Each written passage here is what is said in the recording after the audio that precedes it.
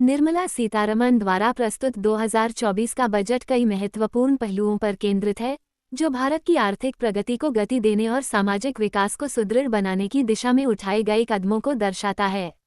यहाँ इस बजट के कुछ प्रमुख बिंदुओं पर विस्तृत विवरण दिया गया है।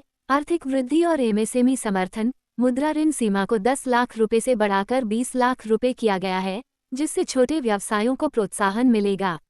ट्रेड्स प्लेटफॉर्म पर अनिवार्य ऑनबोर्डिंग के लिए टर्नओवर की सीमा को घटाया गया है, जो एमएसएमई क्षेत्र की वृद्धि को समर्थन देगा। कौशल विकास और रोजगार। सरकार ने अगले 5 वर्षों में 20 लाख युवाओं को कौशल विकास के नए कार्यक्रमों के माध्यम से प्रशिक्षित करने का लक्ष्य रखा है। ये कदम विशेष रूप से स्वास्थ्य सेवा और अन्य उच्च मांग वाले क्षेत्रों में कुशल कार्यबल की आवश्यकता को पूरा करने के लिए उठाया गया है।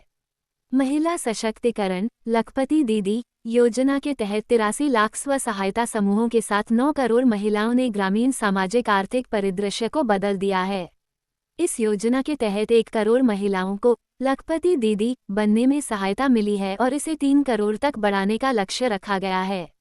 आधारभूत संरचना विकास। बुनियादी ढांचा विकास के लिए पूंजीगत व्यय में 11.1% की वृद्धि की गई है, जिससे अगले वर्ष के लिए ये 11.11 लाख रुपए करोड़ हो गया है, जो जीडीपी का 3.4% है।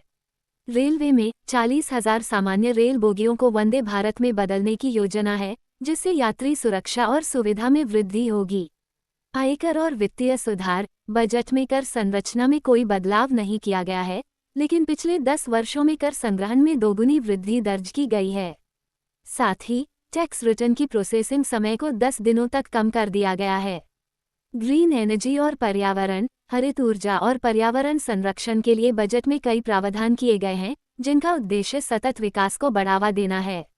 इसका उद्देश्य भारतीय अर्थव्यवस्था को अधिक टिकाऊ और पर्यावरण के अनुकूल बनाना है। पर्यटन और लॉजिस्टिक्स। बजट में पर्यटन और लॉजिस्टिक्स के विकास पर जोर दिया गया है। 3 प्रमुख रेलवे गलियारे, बंदरगाह संपर्क गलियारा, ऊर्जा, खनिज और सीमेंट गलियारा और उच्च यातायात घनत्व गलियारा की घोषणा की गई है। इससे यात्रियों के लिए यात्रा समय में कमी और सुरक्षा में वृद्धि होगी। स्वास्थ्य और शिक्षा। बजट में स्वास्थ्य सेवा के क्षेत्र में नवाचार और तकनीकी उन्नयन पर भी ध्यान केंद्रित किया गया है।